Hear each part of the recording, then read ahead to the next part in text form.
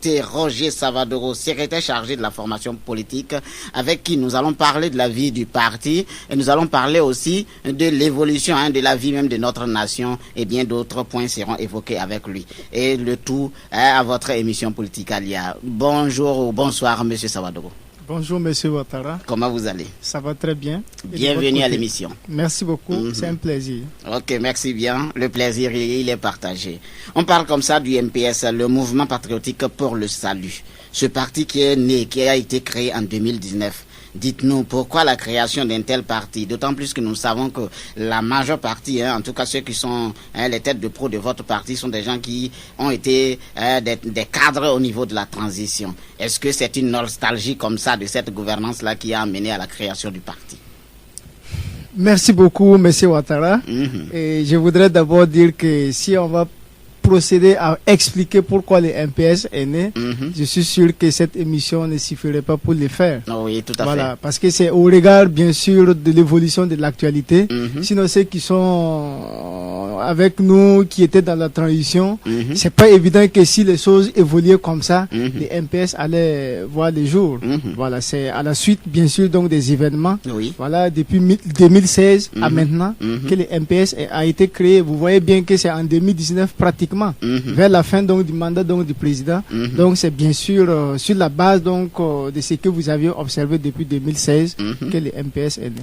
Le MPS est né sur cette base-là, mais il faut reconnaître aussi que ceux qui sont de la transition, qui sont avec vous, il y a un certain nombre de leurs camarades aussi qui sont avec le pouvoir. On peut se poser comme ça la question de savoir, est-ce que c'est le fait peut-être qu'on les a pas appelés à venir peut-être au niveau du pouvoir là, c'est cette frustration qui a amené peut-être à créer le MPS?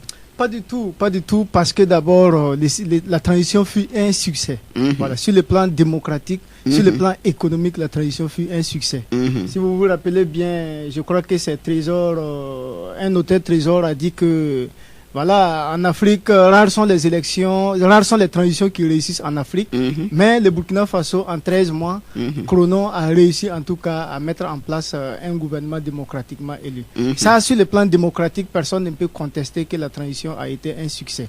Voilà. Et sur le plan économique aussi, si vous vous rappelez bien, la charte donc de la transition n'a pas prévu un volet économique, mais c'est un volet démocratie, c'est-à-dire arriver à organiser donc des élections paisibles. Mais sur le plan économique, vous avez vu avec le programme donc de la transition qui a réussi à financer en tout cas 68 complexes scolaires avec des logements pour enseignants. 3 amphithéâtres ont été construits. Vous regardez aujourd'hui combien d'amphis ont été initiés et jusqu'à présent ça n'a pas été construit. Mais en 13 mois ça a été le cas. 968 projets aussi ont été financés. Et ça aussi, c'est un bonus donc de la transition et personne ne le conteste. Un bonus de la transition. Est-ce une manière de nous dire comme ça que le MPS semble en tout cas avoir dans la gestion actuelle du pays un goût inachevé de la transition et que cela va les emmener je voudrais vous rassurer d'abord que le MPS, c'est l'esprit de l'insurrection et l'esprit de la transition. Ah, voilà. L'esprit de l'insurrection et de la transition. C'est l'esprit de l'insurrection et l'esprit de la transition. Voilà. Donc, c'est à la suite. Peut-être s'il n'y avait pas eu l'insurrection, s'il n'y avait pas eu la transition, peut-être qu'il n'y aurait pas MPS. MPS, voilà. Donc, la jeunesse aujourd'hui qui se mobilise autour donc, du MPS, c'est sans abandonner. Parce que on se demande aujourd'hui, est-ce que le combat qu'on a mené le 30 et 31 octobre particulièrement là, voilà, est-ce à dire que tout ce combat, voilà les résultats que nous pouvons récolter. Ça, c'est une frustration aujourd'hui au sein de la jeunesse. Et si vous regardez aujourd'hui la mobilisation autour du MPS, vous vous rendrez compte effectivement que c'est l'esprit de la transition et de l'insurrection. Donc l'esprit de la transition et de l'insurrection qui fait que le mouvement, en tout cas, en train d'avoir des adhérents et que le nombre est en train de croître de jour en jour. Et vous faites appeler MPS, la définition, mouvement patriotique pour le salut. Et pourquoi un mouvement patriotique pour le salut? Est-ce qu'on ne pouvait pas donner peut-être une autre appellation? Est-ce à dire que les autres partis politiques, on ne peut pas avoir de salut avec eux? Si vous voulez, je peux me permettre donc de procéder à expliquer mot par mot. Vous regardez, les MPP aujourd'hui, c'est mouvement. Voilà. Vous vous rendrez compte que la plupart des partis politiques, c'est mouvement. Parce que notre pays a besoin donc de quitter là où il est. Et donc, il faut que le pays se mette en mouvement. Malheureusement, le MPP est arrivé. Il n'a pas pu mettre le pays en mouvement. Donc, nous pensons que toujours, il faut aller dans ce sens, c'est-à-dire mettre le pays en mouvement. Mais si vous regardez le patriotisme, c'est depuis Mettre Sankara. le pays en mouvement, est-ce que les gens doivent sortir chaque fois pour Pas du tout. revendiquer Quand on dit mettre le pays en mouvement, c'est d'amener le pays d'un point A à un point B positif. Sinon, c'est pas sortir manifester tout le temps. Ça, c'est pas le mouvement que les MPS souhaitent. Ah, mais c'est aussi un mouvement. Oui, c'est aussi un mouvement. d'accord. Mais le mouvement, c'est aller vers le développement, c'est aller vers la prospérité, en tout cas, de toute la nation. D'accord. Voilà. Mais le patriotisme, vous savez très bien que le Burkinabé, aujourd'hui, on le reconnaît par son patriotisme, même si ça fait défaut actuellement. Et donc, le retour, en tout cas, au patriotisme est une nécessité. Et c'est pour cela et les MPS est allé dans ce sens. Et bon, les gens, certains ont mal compris le mot salut ici, qui font allusion à des questions religieuses, etc., etc. Non, ce n'est pas une question religieuse, parce que lorsque nous parlons de salut, il y a eu pas mal de coups d'État dans un certain nombre de pays où ce mot salut ressort. Hein. Donc, si nous allons sur cette base-là, on se demande, est-ce que ce sont des pro-poussistes, est-ce que ce sont des... Pas du tout, pas du tout. Notre salut voudrait simplement dire que on veut quitter une situation non désirée à une situation meilleure pour le Burkina Faso. Une situation non désirée à une situation meilleure, une situation désirée, tout à fait. Donc voulue par nous. Et vous ça. parlez comme ça du patriotisme qui semble en tout cas ne pas être là aujourd'hui. Qu'est-ce qui fait que ce patriotisme-là n'est pas là selon vous? Le patriotisme n'est pas là pour plusieurs facteurs, mais le premier facteur, c'est l'exemple. Voilà. Nous avons malheureusement depuis un certain temps, et à la tête donc de nos États, des hommes qui ne montrent pas l'exemple. Et à partir du moment où les premiers responsables ne montrent pas l'exemple, et il va de soi que les générations qui vont suivre là, voilà, soit de cette même classe politique ou de cette même génération, qui ne donnent pas l'exemple. Voilà. Si vous regardez aujourd'hui l'incivisme, mais vous allez tout de suite condamner la population, mais l'incivisme, c'est au plus haut niveau donc de l'État. Et quand c'est comme ça, et des auteurs l'ont dit, voilà, quand c'est comme ça, la désobéissance ou l'incivisme, là, c'est la règle de droit. L'incivisme au plus haut niveau de l'État, ce n'est pas la population qu'il faut accabler, qu'il faut accuser pour le moment. Est-ce que véritablement, au niveau de l'État, au sommet dont vous dites, est-ce que véritablement vous avez des preuves? Mais bien sûr que nous avons des preuves. Nous avons des preuves. Quand vous regardez, quand vous lisez la presse, par exemple, il ne se passe pas un jour sans qu'un membre du gouvernement ne soit cité dans des malversations, dans des actes de corruption. Et qu'est-ce qui est fait? Rien. Qu'est-ce qui est fait? Rien. Donc, quand c'est comme ça, les citoyens se posent la question, mais écoutez, si ceux-là qui sont devant nous, qui sont censés faire bien les choses, s'ils se mettent à commettre de telles exactions, alors personne ne pourrait... Regardez par exemple le couvre-feu. Oui. Voilà, presque pas. Le respect, ça n'a pas été presque partout. Oui. Voilà, même à 22h, 23h, 0h, vous trouverez toujours des gens qui sont là. Donc, l'autorité est à terre. Et le problème, c'est à qui? C'est bien sûr à ceux qui nous gouvernent. Et quand c'est comme ça, voilà, la responsabilité ne compte pas à la population, mais aux autorités. Monsieur T. Roger Sawadogo, secrétaire chargé de la formation politique du MPS. En parlant du MPS, toujours, il faut reconnaître que lorsque nous parlons de partis politiques, les gens se réfèrent souvent à une certaine idéologie. À votre niveau, on parle de la social-démocratie. Lorsque vous prenez le MPP, social-démocratie, CDP, social-démocratie. Un peu partout, tout le monde se retrouve dans la social-démocratie. Arrivé à un certain moment, on se demande, est-ce que ce n'est pas un fourre-tout? Est-ce que c'est pas une idéologie où les gens viennent peut-être pour cacher véritablement leurs intentions? Et bon, parce qu'on ne sait pas où partir, du jour au lendemain, quand ils seront au pouvoir, ça sera autre chose. Vous, la social-démocratie, c'est quoi au juste? Bon, avant de vous dire c'est que la social-démocratie, moi je voudrais d'abord vous dire que si nous sommes aujourd'hui dans la social-démocratie, c'est parce que nous ne voulons pas réinventer la roue. Voilà. Les meilleures démocraties au monde, vous les trouverez où? C'est dans les pays scandinaves qui sont des sociaux-démocrates. Quand vous allez dans ces pays, l'électricité, l'eau, tout ce que vous avez comme services sociaux de base, voilà, en grande partie, c'est gratuit. Donc, ça veut dire que quand vous serez aux affaires, on peut avoir l'eau et l'électricité gratuitement? Non, pas du tout, parce qu'il y a un sacrifice qui est là. D'accord. Dans le même temps, dans ces pays, on paye au moins 50% donc d'impôts. Voilà. Donc, il y a un sacrifice qui est là, mais ce sacrifice n'est pas, comme on appelle, on ne bafoue pas ces sacrifices-là. Aujourd'hui, par exemple, vous regardez dans nos États, les gens payent l'impôt, etc., etc. Mais pas de services sociaux de base. Et s'il y en a, c'est pas suffisant, ou du moins il y a des détournements, etc. etc. Donc nous ne voulons pas réinventer la roue. C'est vrai, les CDP relèvent de la social-démocratie, les MPS aussi, et les MPP aussi. Mais nous nous sommes posés juste la question. Pourquoi avec CDP, social-démocratie, MPP, social-démocratie, on ne s'en sort pas? La réponse flagrante, c'est quoi? C'est pas l'idéologie le problème, mais c'est une question d'homme. Voilà, c'est une question d'homme. Ça ne sert pas donc de changer d'idéologie pour changer. Êtes-vous en train de nous dire que les hommes qui sont là ne sont pas à leur place? Tout à fait. Les hommes qui sont là, non seulement ils ne sont pas à leur place, s'ils sont à leur place, tant mieux, mais ils ne sont pas à la hauteur donc des tâches qui leur sont confiées.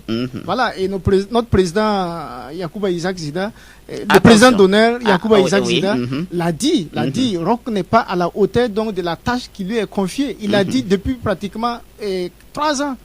Et vous vous rendrez compte aujourd'hui qu'il avait raison en le disant.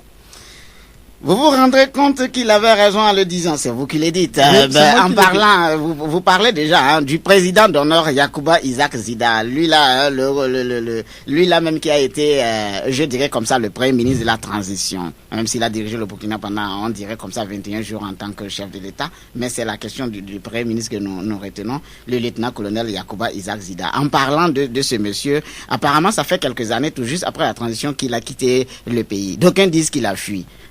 Est-ce que la réponse est avec vous pour nos auditeurs? Zida n'a pas fui le pays. Vous voyez un garçon aussi courageux, pour reprendre les termes donc, du professeur Loada, un garçon aussi courageux comme Zida ne fuit pas un pays. Voilà, si il devrait fuir le pays, c'est bien sûr les 30 et 31 octobre qu'il allait fuir le pays. Voilà, donc nous ne comprenons pas, c'est un mot mal placé. Voilà, fuir le pays, pour nous, ce n'est pas le cas. Il n'a pas fui le pays. Oui, Yacouba Isaac Zida n'a pas fui le pays, il sera là. D'ailleurs, on a déjà vu sur sa page, il annonçait déjà son retour. Et à votre niveau aussi, il est question de son retour, surtout pour le congrès à venir. En parlant de cela, pensez-vous véritablement qu'il puisse être là? Zida sera là.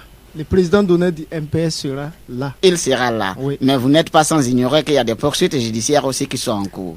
Vous savez, le professeur Loada a dit le 15 février dernier, sans Pawende Amore, voilà, si ce n'est pas Dieu, personne ne peut empêcher le général de faire cette rencontre. Attention, est-ce qu'il est toujours général? Bien sûr qu'il est général. Chez vous, sinon non, je pense que il s'est retrouvé encore.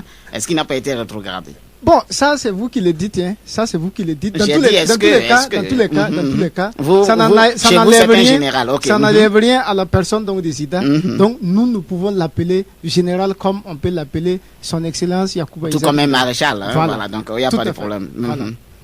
Donc si c'est comme le président l'a dit, personne ne peut empêcher le général d'aller à la rencontre donc de son peuple. Et aller à la rencontre de son peuple là, c'est de rentrer au congrès qui va se tenir bientôt au Burkina Faso. Et si avant ce congrès, à peine il rentre, on l'intercepte, ou du moins après le congrès, on l'arrête. Et pourquoi on devrait le faire? Il y a des poursuites qui sont là. Jusqu'à présent, nous n'avons connaissance en tout cas d'une plainte ou d'une accusation, quoi que ce soit, posée à son encontre. Ah d'accord, donc il peut rentrer il peut rentrer, c'est son pays, il peut rentrer. En parlant toujours de monsieur Yacouba Isaac Zida, le général, comme vous le dites, en parlant toujours de ce monsieur, comme ça, avec la création du MPS, vous dites comme ça le président d'honneur. Et le professeur Augustin Loada est le président reconnu de ce parti, le MPS. Et si nous allons sur cette base-là, on a l'impression quelque part que le professeur serait un pion et que le MPS serait créé par Zida, n'est-ce pas? Pas du tout, pas du tout. Si vous lisez par exemple nos statuts et règlements, je crois très bien que c'est l'article 112, 113, 114. C'est le titre de président d'honneur, ce n'est pas classé. Il n'est pas classé par rapport à quelqu'un. Voilà, cela ne voudrait pas dire que c'est le premier président et le professeur Loada, le deuxième président ou bien vice-président. Non, ce n'est pas le cas. Voilà, Blaise Compaoré est président d'honneur d'un parti. Voilà, mais vous voyez que tout se passe très bien et vous rendrez peut-être même compte que c'est décidé ici avant que quelque chose ne soit dit à son niveau. Voilà. Oui, vous parlez avec assurance et en tout cas, on va dire sûreté. Comme ça, hein, on va poursuivre toujours dans le même cadre, d'autant plus que le MPS, hein, vous dites comme ça qu'il n'y a pas de place en tant que tel. On dira comme ça que l'OADA est le président, et d'ailleurs c'est lui le président, et que quelque part, c'est pas Yacouba Isaac Zida qui est passé par d'autres manœuvres pour mettre le MPS en place. Pas du tout. Si vous regardez au sein du MPS, c'est un ensemble donc de leaders qui se sont retrouvés pour mettre en place quelque chose, pour construire quelque chose de grand. Et si vous voulez poser la question à n'importe quel militant, si vous regardez aujourd'hui, tous les militants ont comment on appelle la parole au sein donc du MPS. N'importe quel militant qui voudrait s'exprimer, s'exprime. Voilà. Et les idées sont prises en compte. Donc cela ne voudrait pas dire que voilà, bon, c'est vrai que le nom de Zida est cité partout, parce que au regard donc de ce qu'il a fait pour ce pays, c'est normal que les gens en parlent. Voilà. Mais sa place donc au sein donc du MPS, c'est tout comme les autres, voilà, leaders aussi donc du MPS. Oui, Zida, en revenant, oui, sa place est toujours là comme toute personne.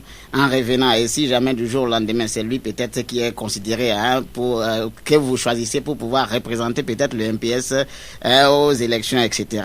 Est-ce que la question, le fait qu'il soit militaire ne pose pas problème? Pas du tout. Il est déjà même candidat aux élections de 2020. Il est déjà candidat. Il est déjà candidat aux élections de 2020. Nous l'avons annoncé le 15 février lors d'un déjeuner de presse, le professeur, voilà, à la suite d'une consultation du secrétariat exécutif national, il a été décidé à l'unanimité que le président Donner pouvait être le candidat idéal donc du MPS.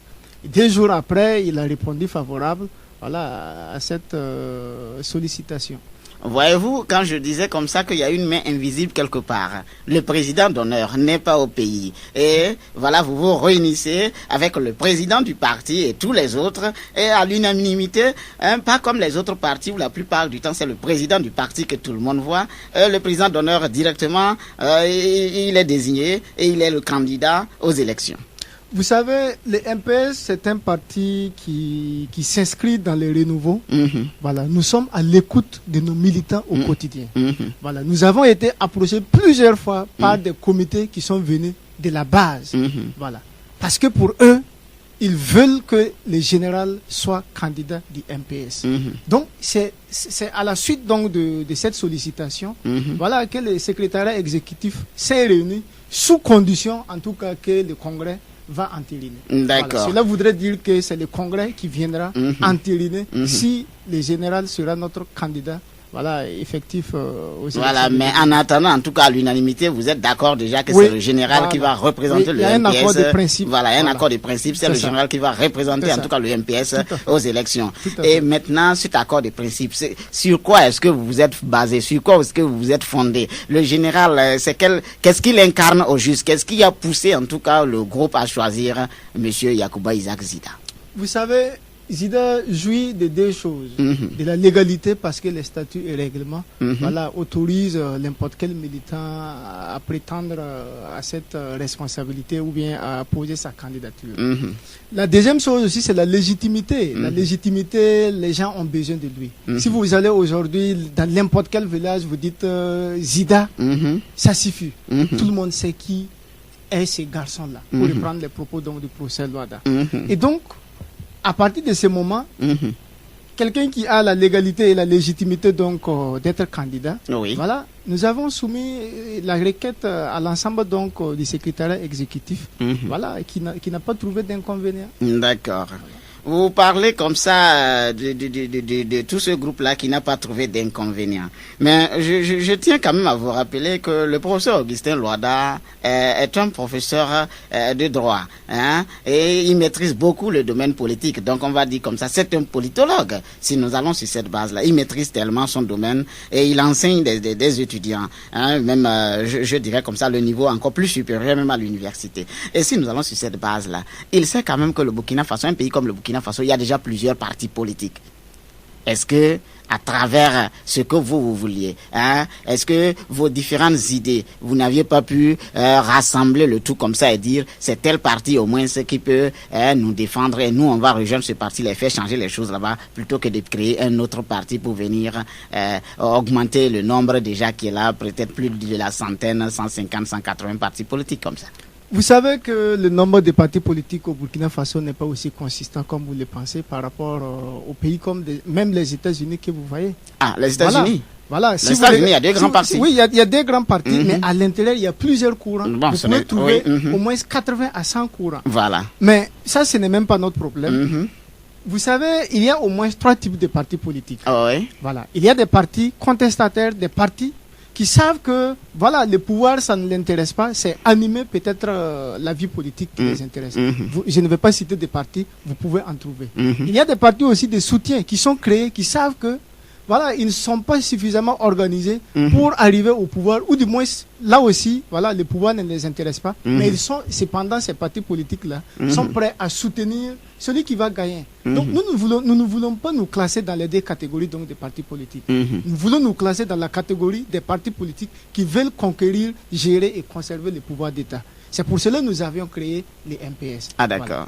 Voilà. Donc vous créez le MPS pour venir en tout cas animer la scène politique, non pas seulement être des simples animateurs pour soutenir quelqu'un ou du moins venir être des plaisantins, mais plutôt vous voulez ce COSIAM là et pouvoir gérer les choses, mettre en œuvre vos différentes idées pour le bien-être des Burkinabés. Ok, on va toujours poursuivre. Cette fois-ci, lorsque vous dites que vous n'êtes pas dans des catégories, en tout cas vous n'êtes pas là, vous n'êtes pas des plaisantins, etc.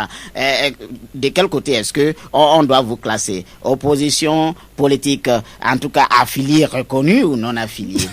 Parce que vous êtes de l'opposition. Nous sommes de l'opposition, nous sommes membres aussi du CEFOP. Ah, vous êtes membre du CEFOP. Tout à fait. Là encore. Donc vous êtes membre du CEFOP. Pourquoi être membre du CEFOP et puis bon, vous ne vous retrouvez pas comme les autres aussi à part? Vous savez, bon, nous n'allons pas faire l'histoire qui est derrière tout cela. La loi reconnaît deux types de partis politiques, la mouvance ou de l'opposition. Nous sommes classés avec l'opposition et nous n'avons pas trouvé d'inconvénient d'être membre donc du CEFOP et c'est pour cela que nous l'avions fait. D'accord.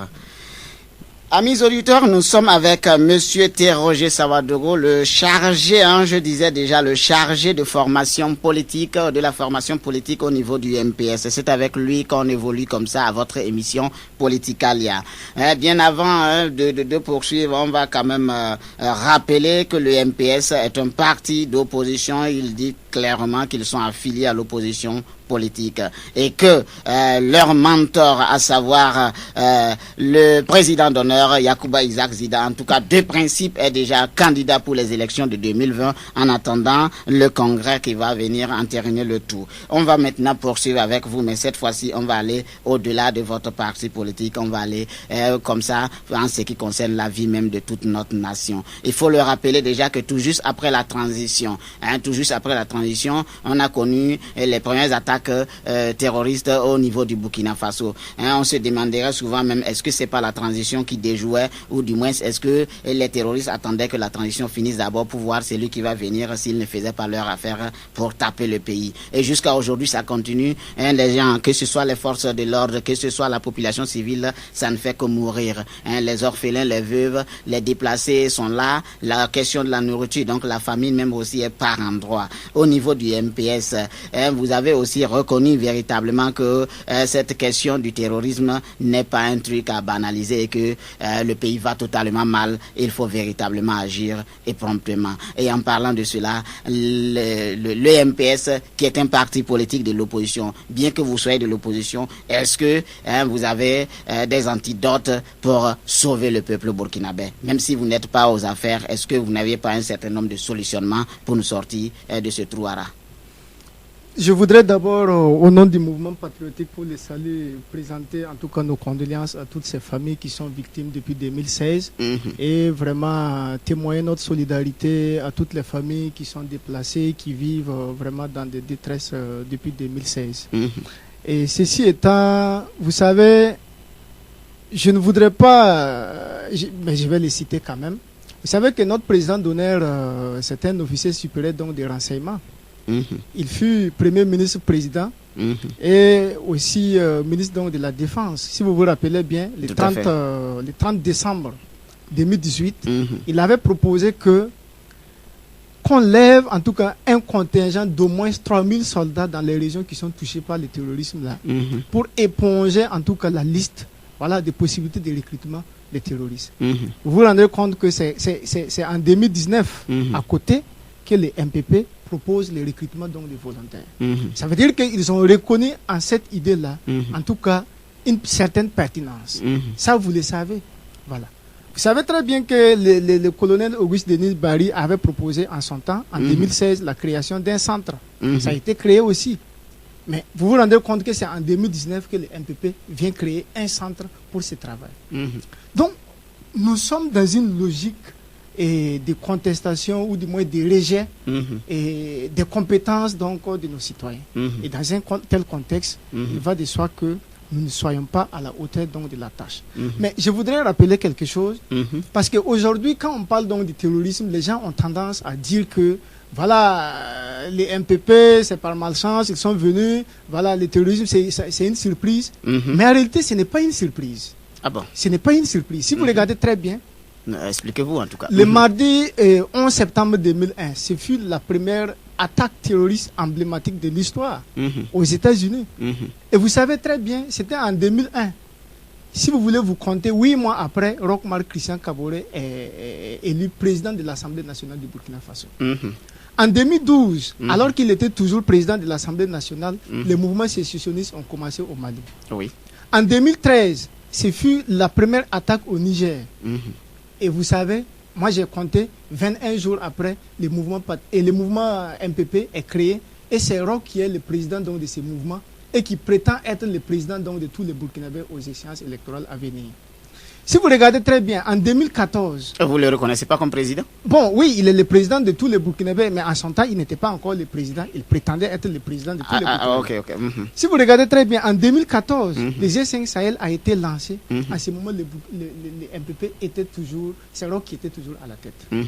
Si vous regardez, quand son premier ministre est venu, qu'est-ce qu'il a proposé à la suite donc, de l'attaque, et de la première attaque en janvier? Pour lui, là, comme on appelle, il faut impliquer les populations, c'est-à-dire notamment les groupes d'autodéfense là, pour contribuer à lutter contre le terrorisme. Et vous avez vu toutes les exactions qui s'en ont suivi. Quand le deuxième premier ministre est arrivé, qu'est-ce qu'il a dit comme solution à cette crise? C'est de poursuivre les réformes du secteur de la sécurité qui a été lancé en tout cas sous la transition. Donc vous voyez que depuis toujours, il n'y a rien qui a été proposé de nouveau. Et voilà un citoyen, un Burkinabé, qui est proposé une idée noble, mais qui n'a pas été mise en place.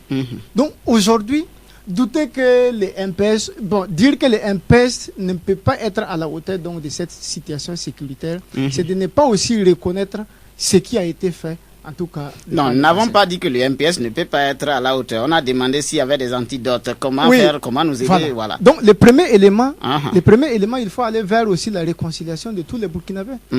Parce que quand je parle donc de la réconciliation, vous prenez par exemple les Sahel. Vous savez très bien qu'à part la route Ouagadougou, aucune autre route goudronnée ne relie une province, en tout cas du Sahel. Et vous regardez des gens qui ont été abandonnés depuis 1960. Oui. Et donc, ces gens ont besoin de se sentir aussi burkinabés. Chaque fois, je donne l'exemple. Vous prenez quelqu'un qui est à l'extrême donc du Burkina Faso, qui fait ses gens au Mali ou du moins au Niger, qui voit là-bas, qui envoie ses enfants là-bas, ainsi de suite. Vous pensez que ces derniers-là se sentent plus burkinabés et ils se sentent plus ghanéens ou nigériens ou maliens que burkinabés? Donc, et aujourd'hui, quand on parle de réconciliation, c'est y compris tous ces gens. Mais quand on parle de réconciliation, tout de suite, les gens voient les acteurs politiques ou du moins,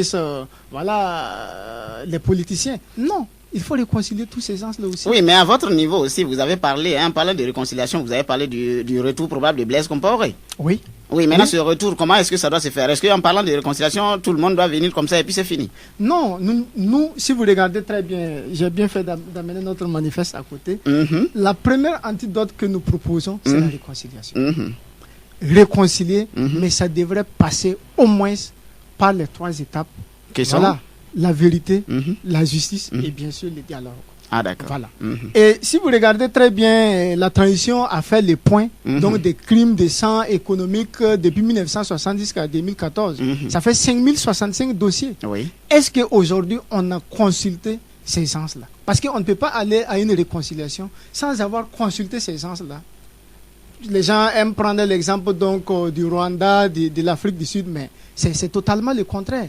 Là-bas, ce sont les victimes qui ont voulu la réconciliation.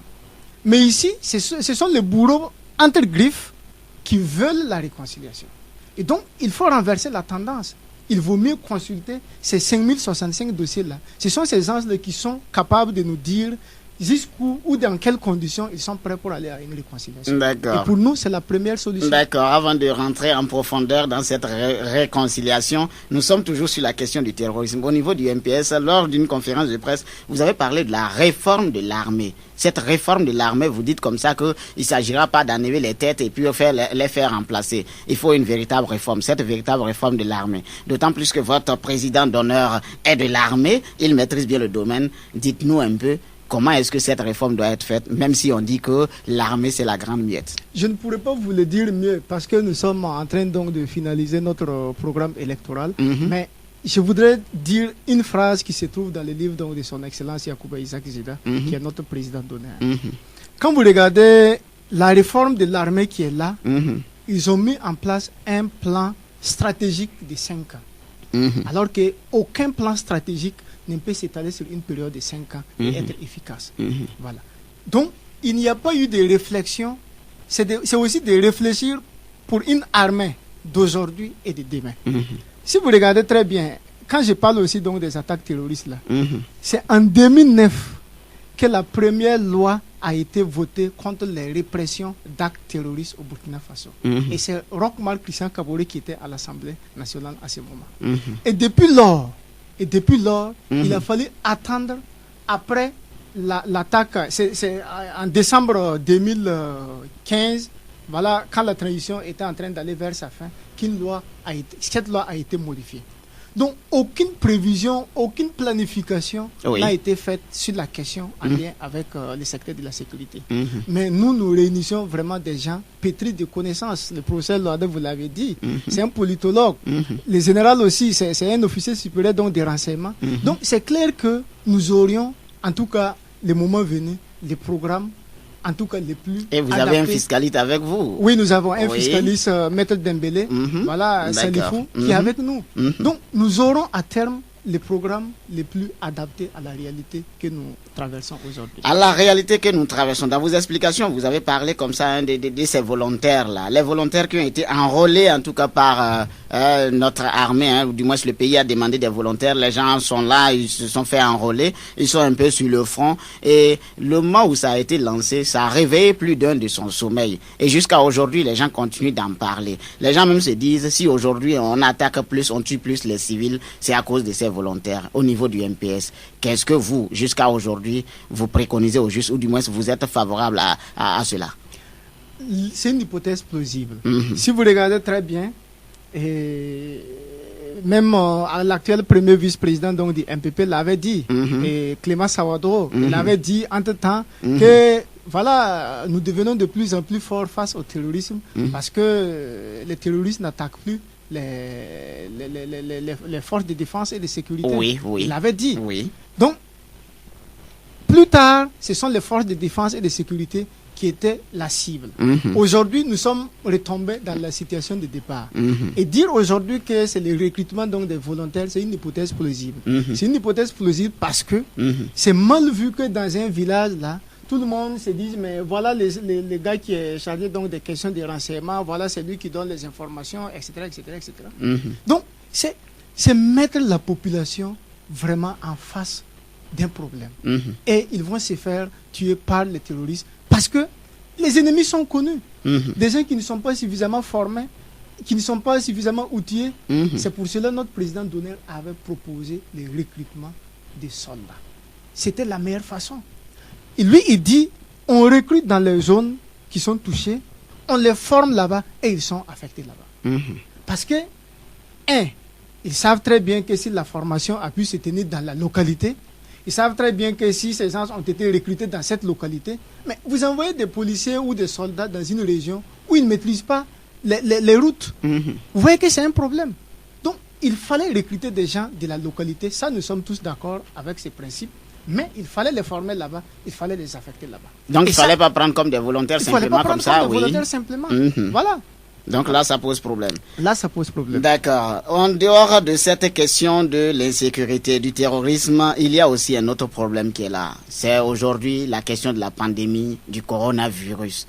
La pandémie du coronavirus, une pandémie qui a montré en tout cas les limites de certains acteurs de la vie politique, surtout au niveau de ceux qui dirigent. La question communicationnelle n'est pas en phase avec la réalité, et même l'ont reconnu au Conseil des ministres passé, où ils disent qu'ils vont en tout cas faire le mieux, parce que là c'est beaucoup décrié. Il y a même que la question de la gestion même pose véritablement problème. Aujourd'hui, on a cette tendance que la population même ne croit plus. On a eu des manifestations pour la réouverture de certains marchés, des manifestations pour la réouverture des lieux de culte tels que les mosquées. Il y a aussi eu des manifestations avant la levée même du couvre-feu du côté de Bobo Dioulasso. Il n'était même pas exclu que d'autres zones pouvaient peut-être s'embraser. Lorsque nous regardons cela au niveau du MPS, comment est-ce que vous jugez cette gouvernance, surtout la gestion de la pandémie, une pandémie qui malheureusement est réelle, mais la gestion fait que l'on s'en doute et le peuple semble être exposé. Comment est-ce que vous jugez cela? Vous savez, c'est la preuve que, encore une fois, nous ne pouvons, les populations, on ne peut jamais utiliser ces populations-là sans les impliquer. C'est pour dire que, à chaque fois, quelqu'un qui a déjà goûté à la liberté de s'exprimer, vous ne pourrez pas les ramener à la dictature. C'est la preuve que plus jamais au Burkina Faso, là, personne ne pourra dicter qui que ce soit. Donc plus rien ne sera comme avant. Plus rien ne sera comme avant. Et les gens n'ont pas compris cela. Les gens pensaient qu'on allait retourner à l'ancien système, à l'ancienne façon de faire. Vous regardez la façon dont la population s'est comportée, c'est la preuve flagrante qu'elle n'a pas été suffisamment impliquée. Parce qu'à un certain moment, les gens se demandaient, mais porter les masques, laver les mains, en réalité, c'est quelque chose qu'on allait faire pour le gouvernement. Ce n'est pas pour soi. Voilà. Vous regardez la décision donc, de fermeture donc, des marchés. La décision a été prise aujourd'hui et 2 jours après, les marchés sont fermés. Oui. Donc, vous voyez qu'on met de côté la population et on dicte sans prendre en compte les réalités. Vous regardez au Bénin, ça n'a pas été le cas. Mais ce sont des hommes qui sont à la place. Nous sommes au Burkina. Mais malheureusement, chez nous, ce n'est pas le cas. Ça veut dire que ce sont des gens qui ne connaissent pas leur population. Voilà. C'était prévisible qu'on n'allait pas résister. Voilà.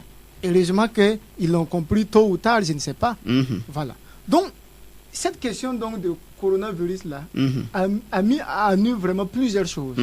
La faiblesse donc, de nos institutions. Vous regardez très bien, il y a un ministère donc, chargé donc, de l'action sociale et de l'humanitaire.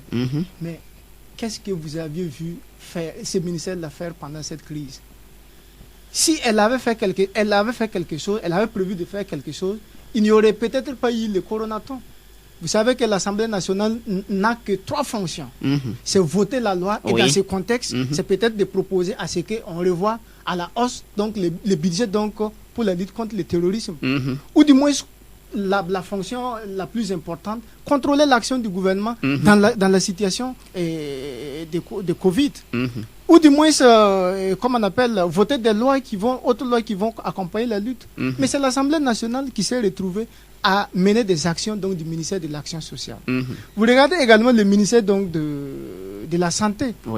Combien de comités ont été créés pour accompagner le ministère donc, de la Santé? Donc ça montre juste où notre système politique là, a besoin d'être réformé. Donc une défaillance totale selon vous. Une défaillance totale sur toute la ligne. Et on n'en parle même pas de la communication gouvernementale. C'est une cacophonie, c'est une crise totale dans la communication. On se demande souvent s'il y a des réunions qui se tiennent au sein donc, de ce gouvernement. Donc aujourd'hui, c'est une chance pour nous. Parce que hier, à côté, j'ai discuté avec des élèves. Le coronavirus est une chance pour nous. Parce que ça a mis à nu tous les problèmes qu'on occultait depuis 1960.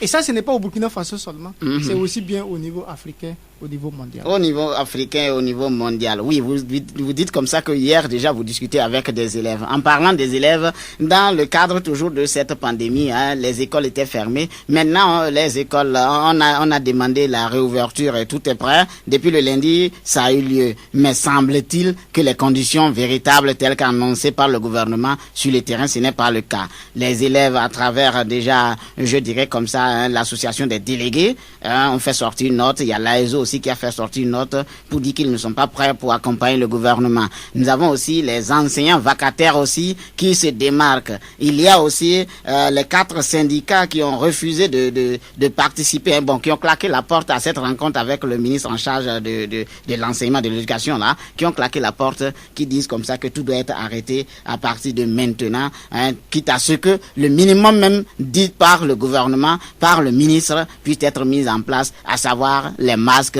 et puis la distanciation sociale de 1 mètre dans les salles de classe. Véritablement, la question de l'école, on va où avec? Comment est-ce que vous pensez que cette situation peut être gérée pour le bien-être de l'éducation et de l'avenir du Burkina? Cette question se trouve à 2 niveaux. Parce qu'on ne peut pas résoudre ces problèmes-là en mettant à l'écart un certain nombre d'acteurs, notamment les syndicats. J'ai suivi également les syndicats. Les syndicats ont dit, ils ont posé des questions, un certain nombre de questions au ministre donc de la... Des préalables sont là en tout cas. Et pour les 4, à leur grande surprise, là, c'est le communiqué donc, de l'année scolaire qui est sorti. Ils n'ont pas été consultés. Il y a aussi la question donc, des coupures de salaire. Mais comment, dans un tel contexte-là, vous pouvez demander à ces gens-là d'aller sur le terrain? Ce n'est pas possible. Encore faut-il aussi qu'on dise que la manière dont on veut éviter l'année blanche, là, en réalité, c'est une autre année blanche qui se profile à l'horizon. Parce que, 1, les programmes n'ont pas été terminés. 2, les élèves seront libres de maintenant jusqu'en octobre.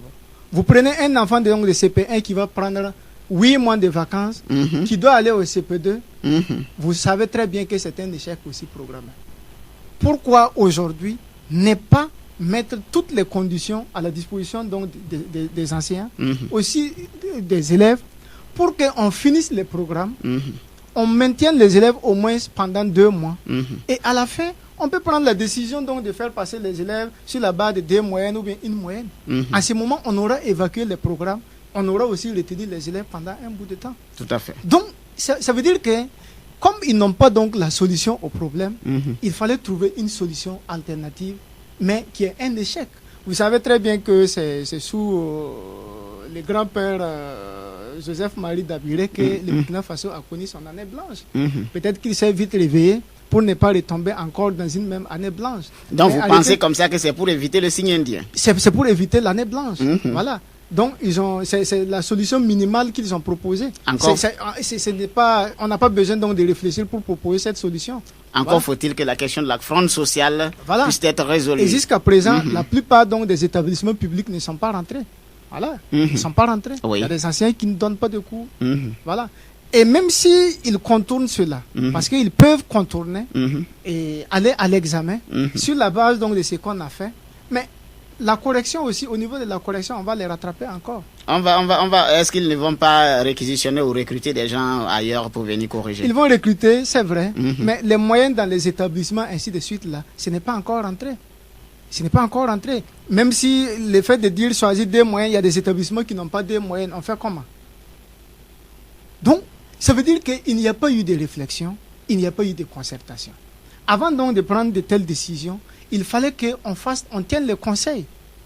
Vous savez que c'est après avoir commencé qu'on demande donc aux établissements de tenir des conseils.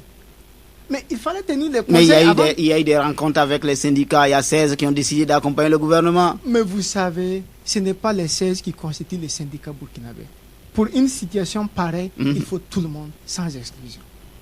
D'accord. Tout le monde sans exclusion. En parlant de tout le monde sans exclusion, on a parlé du terrorisme, on a parlé de la pandémie. Il y a aussi la question de la fronde sociale dont on a déjà abordé. Cette fronde sociale-là, elle est en ébullition. Et tout récemment, en Conseil des ministres, il y a 3 agents, en tout cas du MINUFID, qui se sont vus comme ça révoqués de la fonction publique. Et à leur lieu, semble-t-il, que demain vendredi, il y aurait déjà, ils vont avoir une assemblée générale parce qu'on demande leur réintégration coûte que coûte et dans un bref délai. Oui, cette fronde sociale, le Burkina Faso, apparemment rien ne va. Il a été dit par votre président, le président du MPS, que la trajectoire empruntée par le Burkina Faso est en déséquilibre. Ça ne va pas, nous sommes en train d'aller dans le gouffre. Qu'est-ce que vous, au niveau du MPS, vous conseillez, ou du moins vous pouvez dire comme ça à ce gouvernement-là, de pouvoir faire pour que le navire Burkina Faso ne puisse pas s'effondrer. Parce que certes, c'est vrai, vous cherchez à venir au pouvoir. Oui, à travers leurs failles, ça vous arrange peut-être quelque part pour pouvoir venir. Mais n'oublions pas que si le navire coule, c'est tout le monde qui coule. Donc quelque part, vous pouvez quand même trouver un certain nombre de solutionnements pour qu'on ne puisse pas couler. Vous savez, les syndicats avaient donné la solution magique. La solution magique, c'était la remise à plat. Et avant de remettre à plat, on discute donc sur les richesses nationales. Aujourd'hui, les citoyens ont besoin de savoir combien mon pays gagne. Combien mon pays gagne et quelle est la façon de redistribution qui est là. Mais on n'a pas la réponse à cette question. Vous regardez ce qui se passe au niveau donc des mines. Alors, on se pose la question, mais écoutez, c'est qui doit contribuer finalement pour maintenir en vie ces pays-là. Donc, qu'est-ce qui empêche, même la loi qui a été votée sur la rémunération donc, des ministres, vous voyez que ça n'a pas été respecté. Ce n'est pas aux petits fonctionnaires donc, de respecter ces principes. Donc, l'autorité n'a pas respecté. Il va de soi que les citoyens lambda ne les respectent pas. Mais la solution magique, c'est de revenir autour d'une même table, de discuter sur ce que le pays gagne et de discuter sur ce que chacun de nous aussi va gagner.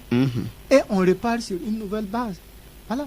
Et si on esquive cette alternative, cette réforme-là, vous allez voir que même si en 2020, celui qui va venir, s'il n'a pas respecté cet accord de principe avec les acteurs sociaux, vous allez voir qu'on va retomber dans la même situation. Mais nous n'allons pas le faire en 2020 quand nous serions au pouvoir. Quand vous seriez au pouvoir, semble-t-il, au regard de vos différentes propositions, on a cette impression que le groupe, d'ailleurs en parlant du professeur Augustin Loada, il serait venu comme ça des OSC, tout le monde sait, il était là-bas. Donc on a l'impression que c'est une combinaison politique et aussi des décisions au niveau des OSC qui se regroupent pour donner quelque chose. Espérons que quand vous serez au pouvoir, ça va se poursuivre comme ça parce que semble-t-il, le vrai visage du pauvre, on arrive à reconnaître cela que lorsqu'il ne devient riche.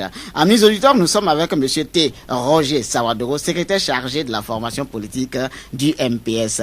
Avec vous, on va encore poursuivre et cette fois-ci, c'est de parler de la question des élections. Nous sommes comme ça en 2020, en une année électorale. Et précisément dans le mois de novembre, il se peut avoir des élections si tout va bien. Je dis bien si tout va bien. Ou d'ailleurs, les élections, c'est pour novembre 2020 parce que jusqu'à preuve du contraire, rien ne conteste cela. Mais là, il y a des questionnements.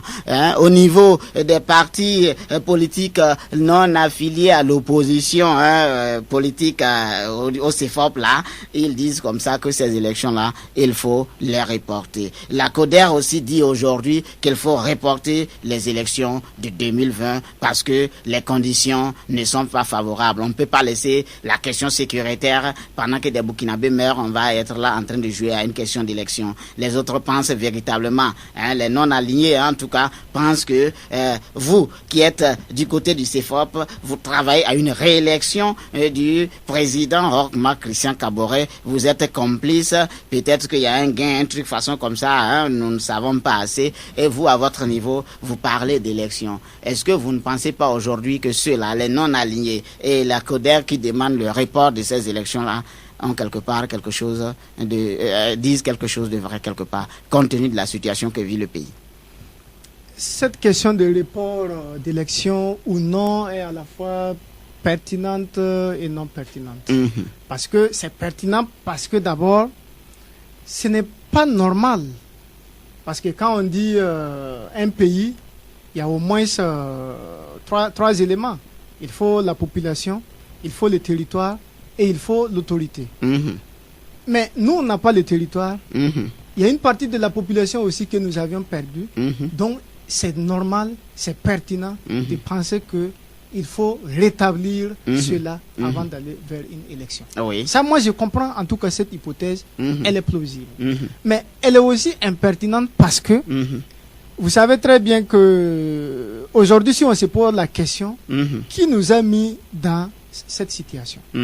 D'aucuns diront que non, Roch est venu trouver la question, bon, ça allait venir ou pas, personne ne sait.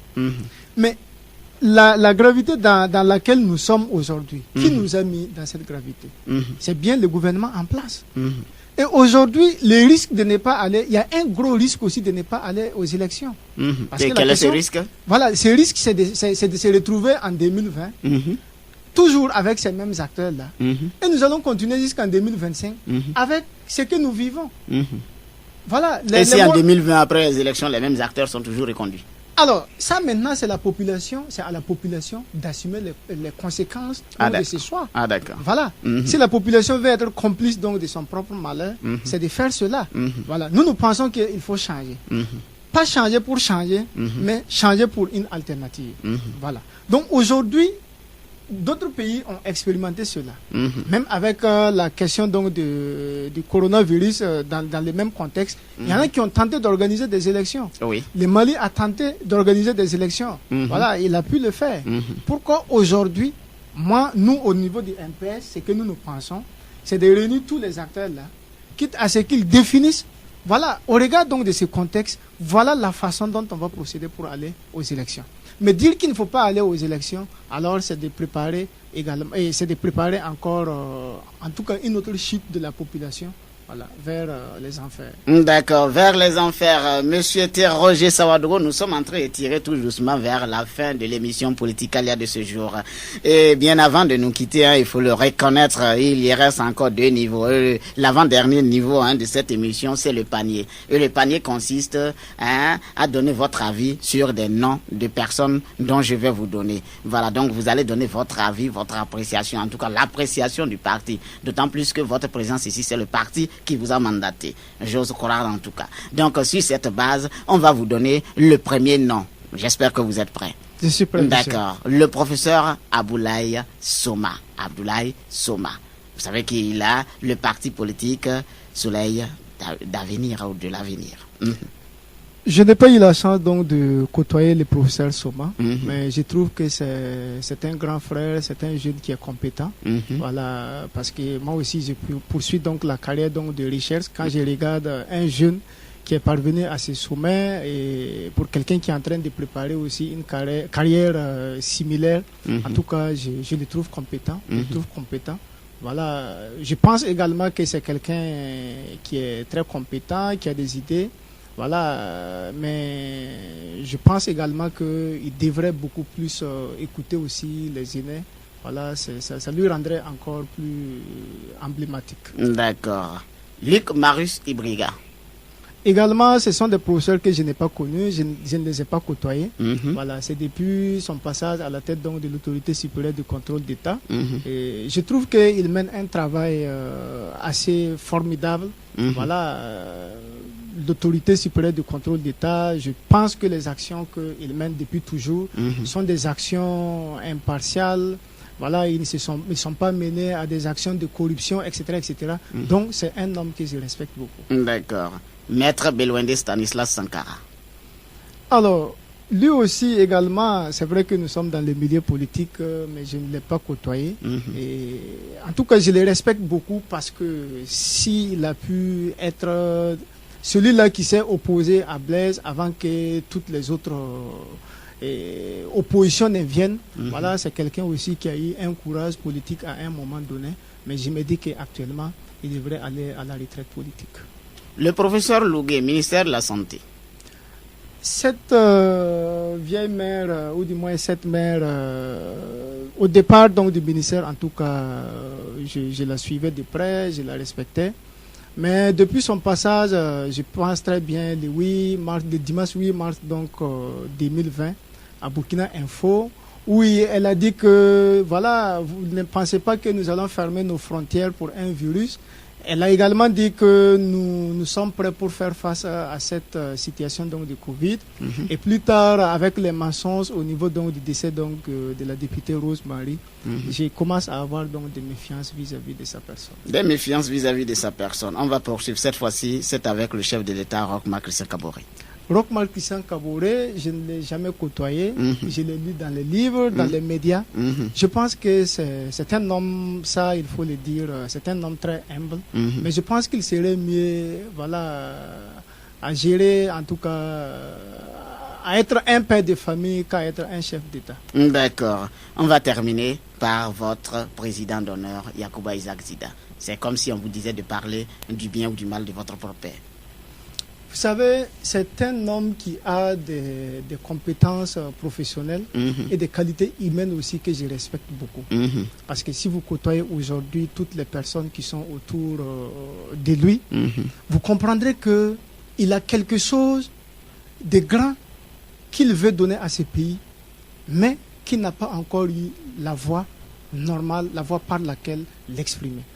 Et aujourd'hui, cette soif, donc, de faire cela pour ce Burkina Faso-là, nous le lisons à travers l'engagement donc, de nos militants. Donc, c'est un garçon, comme le disait le professeur, c'est un garçon courageux. Voilà. Au regard donc, de ce qu'il a fait sous la transition, voilà, il s'est opposé à ce qu'on tire sur la population malgré l'existence d'une réquisition. Alors, il a géré un gouvernement composite société civile, militaire et partis politiques. Il a également reçu donc, des honneurs de part et d'autre du monde. Alors, je pense que c'est un grand homme. D'accord. Vous pensez que c'est un grand homme. Monsieur Roger Sawadoro, secrétaire chargé de la formation politique du MPS. Maintenant, c'est la dernière partie, ça c'est le show. Et le show c'est quoi? C'est que vous êtes là au nom de votre parti. Et pour ne pas partir comme ça, vous avez des objectifs, vous avez des ambitions, vous avez un but. Vous direz en 2 minutes aux auditeurs les viser, ou du moins vous visez pour le bien-être du Burkina Faso si l'on venait à vous faire confiance. Donc le micro il est là, il vous appartient, vous êtes libre de dire tout ce que vous voulez en 2 minutes. Si on venait à faire en tout cas c'est votre mot de chute en même temps. Si on venait à faire confiance au MPS, aux élections de 2020, ils ont fort conscience que beaucoup de choses vont changer dans ces pays. D'abord, sur le plan donc, de la réconciliation. Aujourd'hui, la chose la plus importante que les Burkinabés ont besoin d'aujourd'hui, c'est de se sentir Burkinabés, de se sentir frères, d'être libres sur le territoire donc, de leurs ancêtres. Et là, le MPS est sur la bonne voie pour proposer quelque chose de consistant pour aller vers cette réconciliation. Et la deuxième chose la plus importante, c'est l'éducation. Tout ce que nous sommes en train de dire, tout ce que nous sommes en train de raconter, c'est une question éducationnelle. C'est une question d'éducation. Et il ne faut pas s'en tenir simplement à la scolarisation. Il faut aller vers une éducation donc, des Burkinabés. Parce que c'est dans l'éducation, c'est en formant la population que chacun de nous peut voir le meilleur en lui et l'utiliser au profit donc, de ces pays. Et troisièmement, c'est la sécurité. Parce qu'on pense aujourd'hui que la question sécuritaire est en tête, mais en réalité, elle serait peut-être 2e ou 3e niveau. C'est une conséquence logique, en tout cas, de plusieurs défaillances, notamment au niveau de notre vivre ensemble, au niveau donc de notre système éducatif. Donc, c'est des choses que nous sommes en train de préparer. Oui. Et je voudrais inviter la jeunesse à laquelle j'appartiens, qu'il est temps maintenant d'aller en politique. Et je les invite à nous rejoindre, les équipes donc du MPS, pour qu'ensemble, là, on bâtisse en tout cas un Burkina meilleur. Merci bien à vous, Monsieur Roger Sawadoro, secrétaire chargé de la formation politique du MPS. Vous êtes venu représenter ce mouvement patriotique pour le salut à l'émission Politicalia de ce jour. Amis auditeurs, ainsi s'achève votre émission Politicalia. Nous avons été heureux d'échanger en tout cas avec l'invité du jour et vous dire simplement qu'on se retrouvera la semaine prochaine avec un autre invité si en tout cas le sol ne s'ouvre pas sous nos pas ou que le ciel ne tombe pas sur nous. Je suis Ouattara Moussa. là, du côté de la cabine, hein, au niveau technique, c'est Monsieur Diallo Amidou. Merci une fois de plus au MPS. Merci une fois de plus à l'invité du jour, Monsieur T. Sawadoro Roger. Bye bye, amis auditeurs.